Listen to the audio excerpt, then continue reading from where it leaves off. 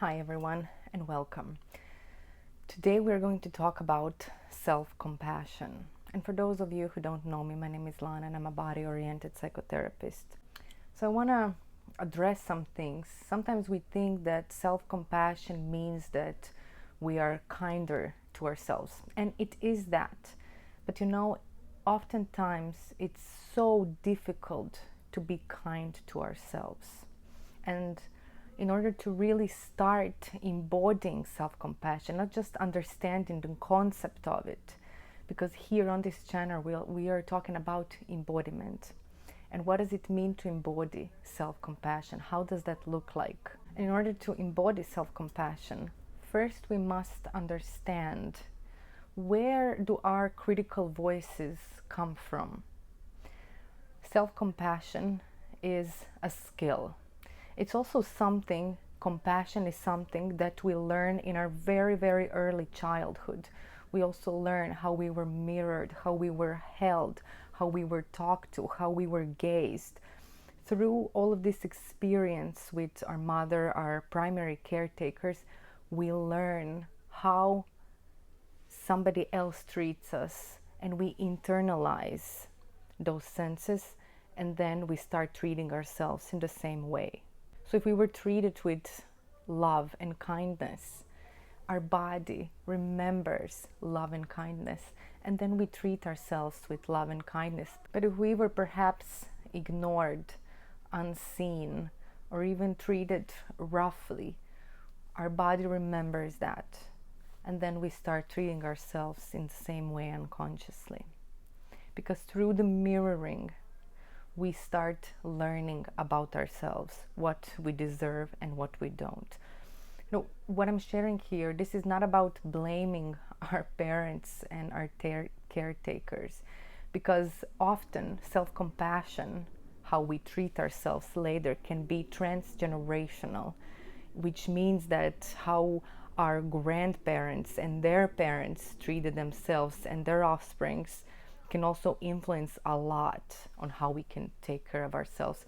And mothers they oftentimes unconsciously treat their babies the same way they were treated. So it's like a vicious circle. And we are here to break those patterns. We are here to start treating ourselves differently and to treat everyone around us with compassion. Because this is what this is all about. We start first, the first change starts within. If you want to go more into the experience and the embodiment of self-compassion, I'm offering a program, Mastering the Art of Self-Compassion. And there we are really going into the experience of this early wounding and understanding what our body is used to and what can we do to change that. What is this new experience that our body needs? Because sometimes we understand the concept mentally, and of course we can practice talking to ourselves kinder, but in order to really start embodying, we need to understand, where do we come from? What are the patterns that we are still holding on to? Because let me tell you something, some of those patterns are our survival skills, and we are unconsciously using them every time we feel that we are under stress, that we are under threat, so to say. So we're using those skills to survive them. Before we could start embodying self-compassion, we must feel safe in the body. And if we are wired to worry, to self-criticize, to push ourselves harder and harder and harder, that might be very difficult for us, and we need to unlearn all of those things. Because you know what? Sometimes that means, even though we are pushing ourselves and we are succeeding, we are still in the fight or flight. And that means that there is this constant stress accumulating in our body. Because self-compassion comes from the space of softness and safety. And a lot of times I actually heard people saying, I don't want to be self-compassionate toward myself, because that would mean that I would no longer push myself. I wouldn't do anything. If I would be compassionate, I would just lie in bed all day. And you know what? If you are under this constant stress, then probably yes, you do need some rest from that. Maybe there are some emotions that you are suppressing. Who knows what is underneath that you need to allow yourself to be and to allow. And once you really start being compassionate toward yourself, you will want to evolve. You will want to thrive. This is non-negotiable. I really, really, really want you to know this. Self-compassion is not the same as pushing, and it will bring sustainable results. Now, if you are like me and you have your own business, then you know that how much you create, how much you can offer to other people, it all depends on how much energy you have.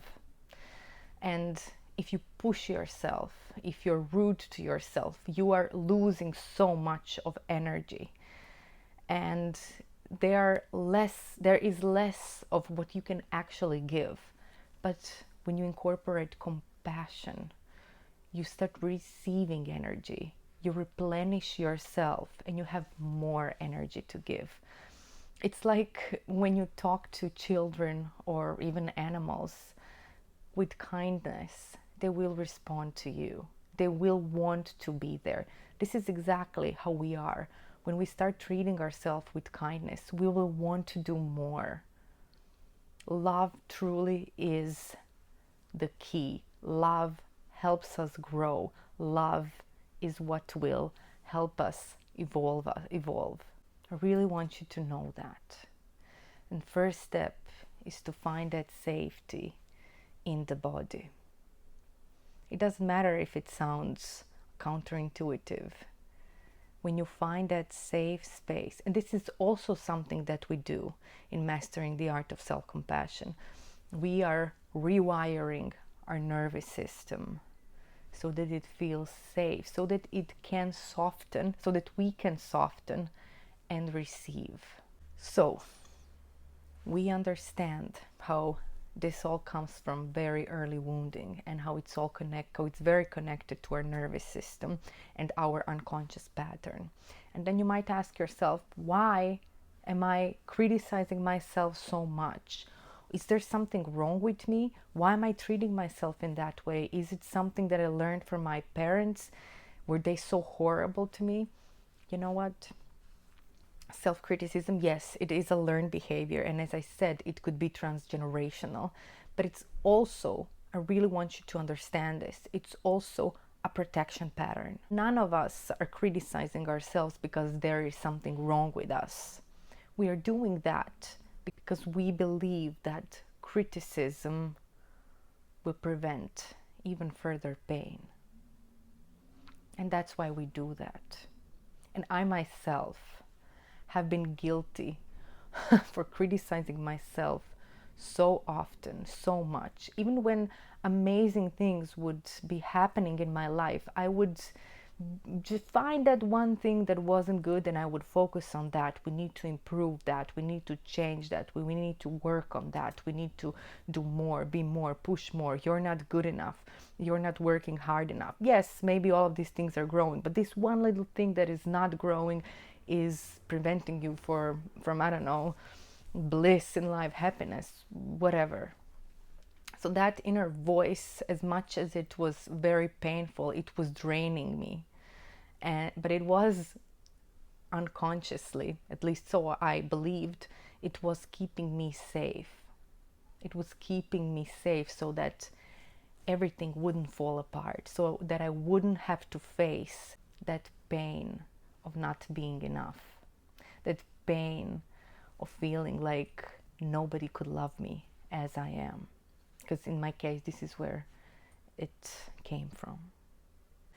So the question is, what is then the medicine? We need to understand those voices. We need to understand what is their purpose. And once we understand what is the purpose of their voice, we can give them another task, so to say. I know I'm simplifying these things very much, but this is a vital energy inside of us. And can you imagine if you had this voice that was criticizing you constantly, if it could change its purpose, how much of it could give you, offer you, and help you. It's almost as if there is this part of you that is turned against you. And once you put it next to you, not you opposed to that voice, but that voice of criticism, once it's integrated, it doesn't disappear. That's what I want you to also know. But once we give it another purpose, that then it can serve us. It can be in our service. Like symbolically, we can turn this bad wolf that is fighting us, this evil creature that wants to tear us apart. We put it as a spirit, power animal of wolfness right next to us that is bringing us strength, embodiment. It has the ability to smell the good opportunity, so to say. So that bad wolf then becomes the essence of wolfness.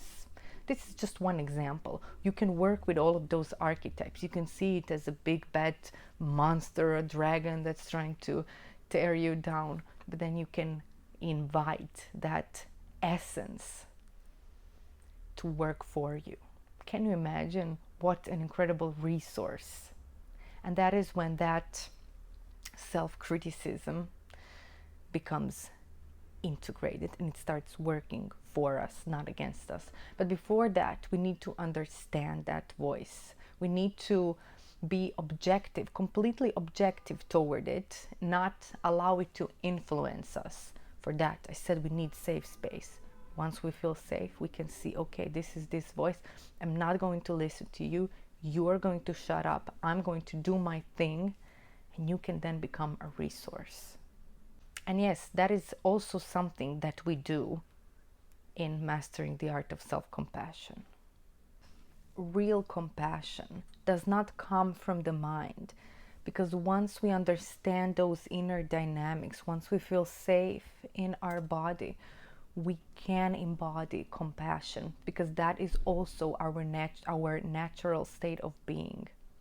We are compassionate beings in our essence. That is what is the beauty of being a human. Underneath these dynamics, compassion is natural. And compassion comes from acceptance. Once we fully accept ourselves in the all that we are, once we also accept that inner critical voice with that inner critic and inner saboteur, so to say, once we accept them, everything changes. Everything starts getting their ground. And once all parts of us get ground, we can accept them and be compassionate toward them. Because compassion also means that we understand that nothing is permanent. And with this impermanence, we can accept all the experience as they come and be compassionate. And there is also one concept that I introduce in the Mastering the Art of Self-Compassion, but I also want to introduce it here on this video. It's the concept of the Bodhisattva. It's the one who stays. It's the one who stays until every being is enlightened. That's how compassionate it is. Now, I'm not saying that you should stay for others or that you should postpone your enlightenment or realization before every other being is. But if you feel into that concept, how much love and compassion and how much it can hold everything that maybe feels unsafe, how much it can hold everything that feels imperfect, broken, and how it can bring it back to wholeness. Because compassion, it has to be here for us to heal. It is in the essence of healing.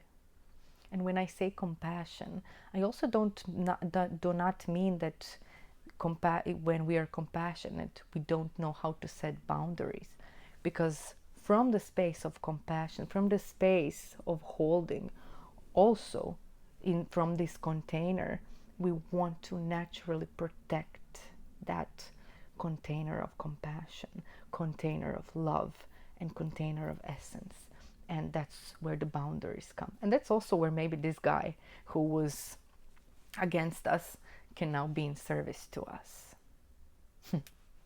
If you want to enroll and read more about mastering the art of self-compassion, I will leave you a link in the description of this video.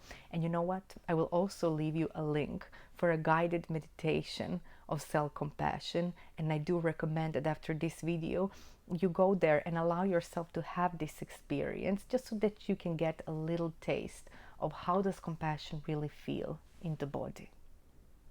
And thank you so much for being here, and I will see you soon.